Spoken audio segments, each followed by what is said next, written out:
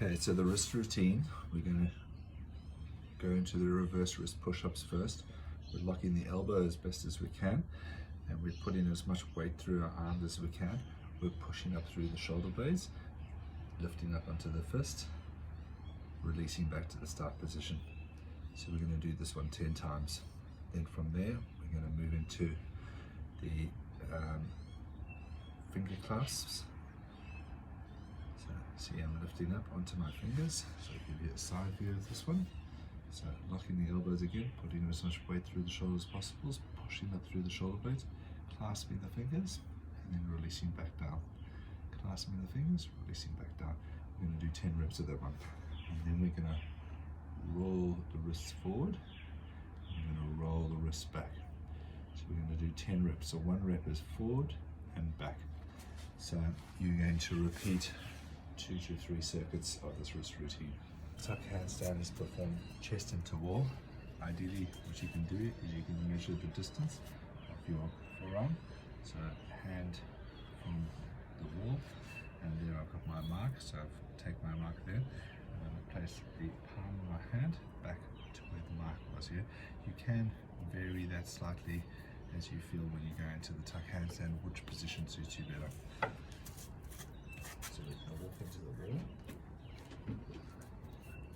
And then from there, what you're trying to do is get your hips up over your shoulders, and drive your shoulders back into the wall simultaneously. Get your hips to line up over the shoulders. So you see I'm driving my shoulders and head back into the wall, not letting my shoulders push that way. I'm fighting it to fight it back into that way. Keep your knees tight and hold that position for 10 to 30 seconds. Okay, so the Bulgarian ring lunge, you take the ring down to about mid-shin length.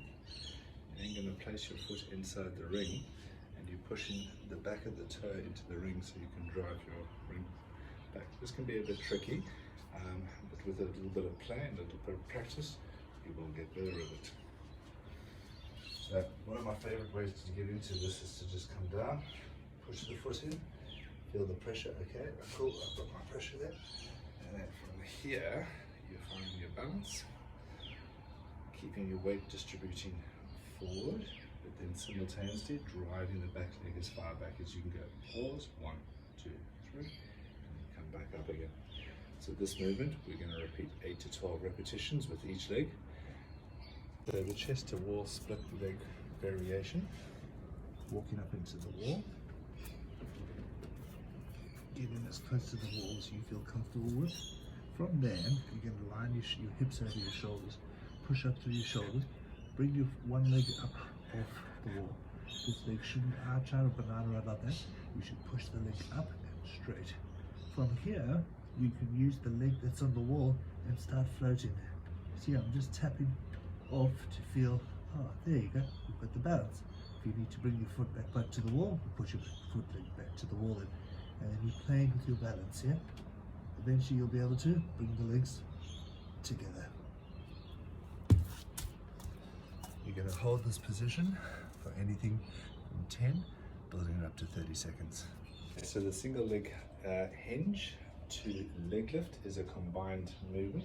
So the single leg hinge, so what I can do here is I'm using the ring strap here just to help me with balance if I do need it from falling over. You don't want to constantly have to fight with your balance. However, you are using the ring, but you're trying to use it as little as possible. So first things first is get the foot straight, make sure the knee's always twisting out.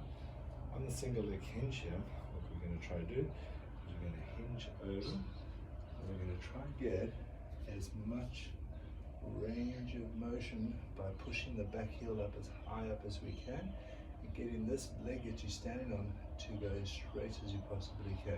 Try to keep the leg straight. Pause, 1, 2, 3, and then come up from there. Restore your balance. Bring this knee up as high up as you can. Point the toe, lock the leg, lift the leg up as high as you can. 1, 2, 3, and then repeat the movement.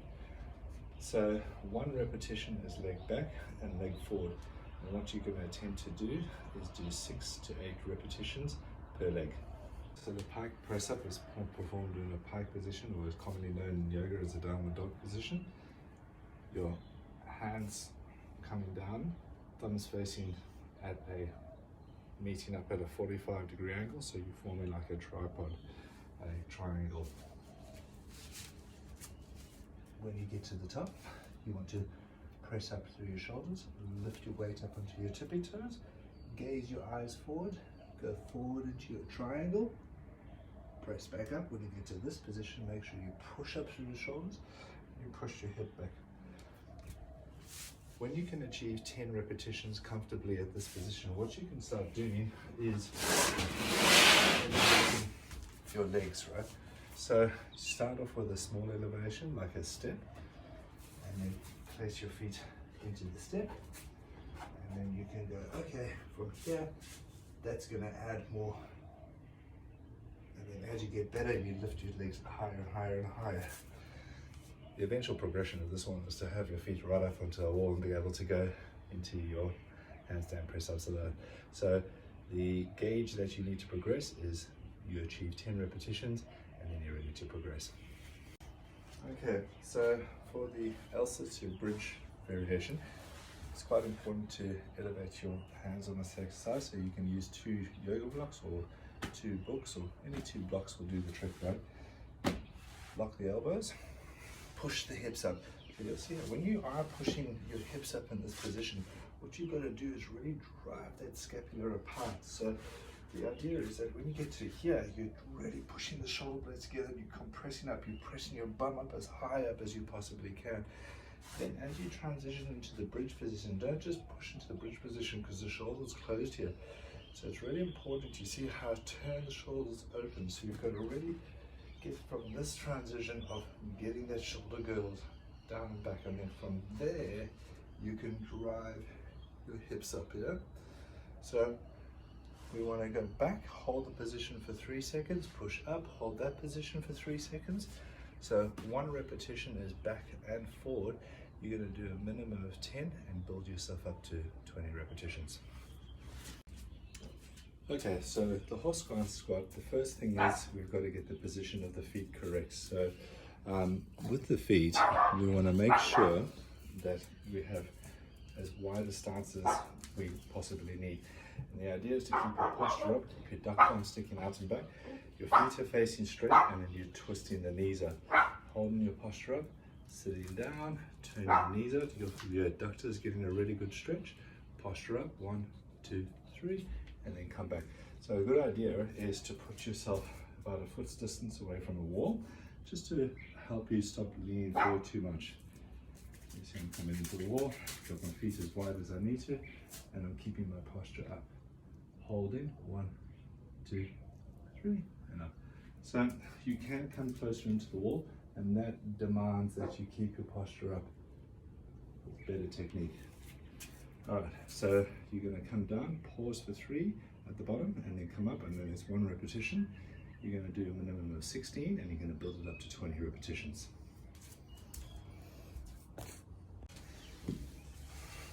Okay, the kneeling external rotator exercise, extremely good for the posterior chain of the shoulder, keeping the shoulder pulled back in a really good postural position.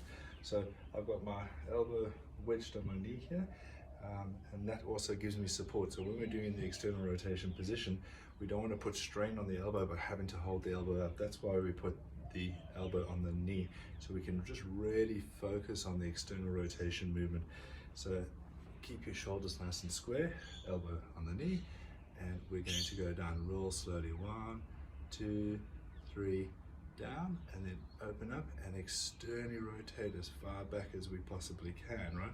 So we're going to do this one for 8 to 12 repetitions, and we're going to do obviously on either side. So I'm start you off in a 1 kilogram and slowly going with just 1 kilogram increments. You don't want to jump up from 1 kilogram up to 1.5 or 2. That is too heavy a jump. So you've got to make sure you're going really nice and steady with these ones.